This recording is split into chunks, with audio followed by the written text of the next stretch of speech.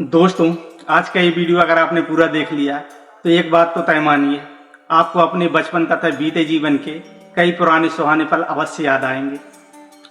तो दोस्तों, एक ज़माना था जब हमें खुद ही स्कूल जाना पड़ता था, क्योंकि उस समय साइकिल, बस आदि से भेजने की रीत नहीं थी।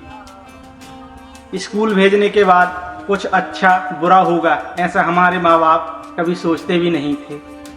उनको किसी बात का डर भी नहीं था। पास या फेल यही हमको मालूम था। परसेंटेज से हमारा कभी भी संबंध ही नहीं था। ट्यूशन लगाई है ऐसा बताने में भी शर्म आती थी, क्योंकि हमको डफोर संग समझा जा सकता था। किताबों में पीपल के पत्ते, विद्या के पत्ते, मोर पंख रखकर हम होशियार हो सकते हैं, ऐसी हमारी धारणाएं थी। कपड़े की थैली में, बस्तों में और बाद में एल्यूमिनियम की पेटियों में किताबें, कॉपियाँ बेहतरीन तरीके से जमा कर रखने में हमें महारत हासिल थी। हर साल जब नई क्लास का बस्ता जमाते थे, उसके पहले किताब कॉपी के ऊपर रद्दी पेपर की जिंद चढ़ाते थे, और यह काम एक बार से उत्सव या त्योहार की तरह होता था। साल खत्म होने के बाद किताबें बेचना और अगले साल की पुरानी किताबें खरीदने में हमें किसी प्रकार का शर्म नहीं होती थी, क्योंकि तब हर साल ना तो किताब बदलती थी और ना ही पाठ्यक्रम। हमारे माताजी पिताजी को हमारी पढ़ाई बोझ है ऐसा कभी लगा ही नहीं। किसी एक दोस्त को साइकिल के अगले डंडे पर और किसी दूसरे दोस्त को साइकिल के पिछले कैरियर पर बिठाकर गली गली घूमना हमारी दिनचर्या थी।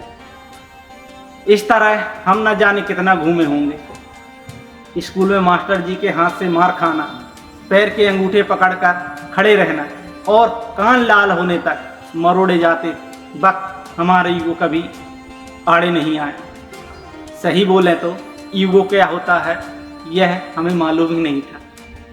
घर और स्कूल में मार खाना भी हमारी दैनिक जीवन की एक सामान्य प्रक्रिया थी। मारने वाला और मार खाने वाला दोनों ही खुश रहते थे। मार खाने वाला इसलिए क्योंकि कल से आज कम पिटे हैं, और मारने वाला इसलिए कि आज फिर हाथ धो लिए। बिना चप्पल जूते के और किसी भी गेंद के साथ लकड़ी की पट्टियों से कहीं पर भी नंगे पैर क्रिकेट खेलने में क्या सुख था वह हमको ही पता है। हमने पॉकेट मनी कभी भी नहीं मांगी और पिताजी कभी देते भी नहीं थे, इसलिए हमारी आवश्यकता भी छोटी छोटी सी ही थी। साल में कभी कभार 2-4 सेव मिक्सचर, मुरमुरे का भेल, गोली टॉफी खा लिया तो बहुत होता था।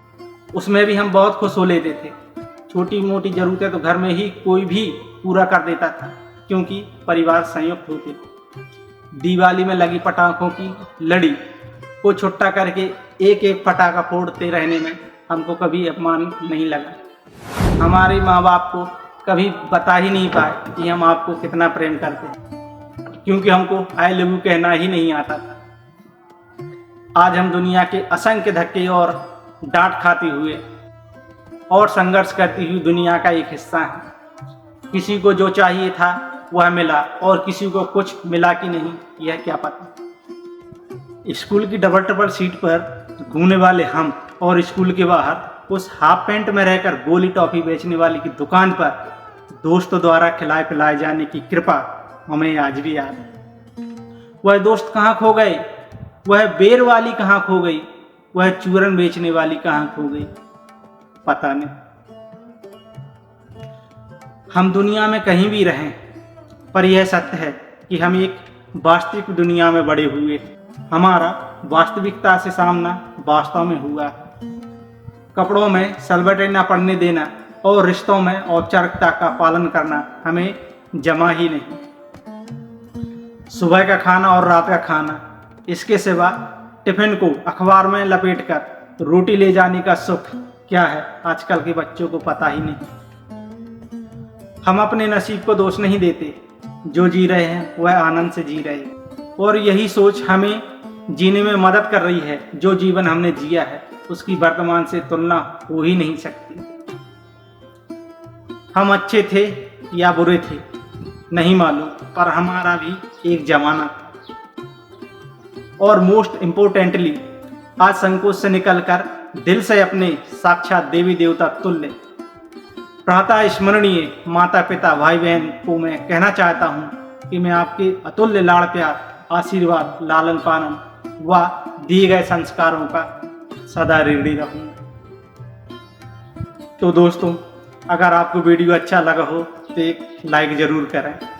और हाँ, अगर आपको इस वीडियो देखते वक्त आपके बचपन की कोई भी याद आई हो तो कमेंट करके ज़रूर बताएं वो कौन सा क्षण, कौन सा पल था जिसमें आप खुलकर जिए थे। और वीडियो को एक बार शेयर ज़रूर करें। धन्यवाद। जय हिंद, जय भारत।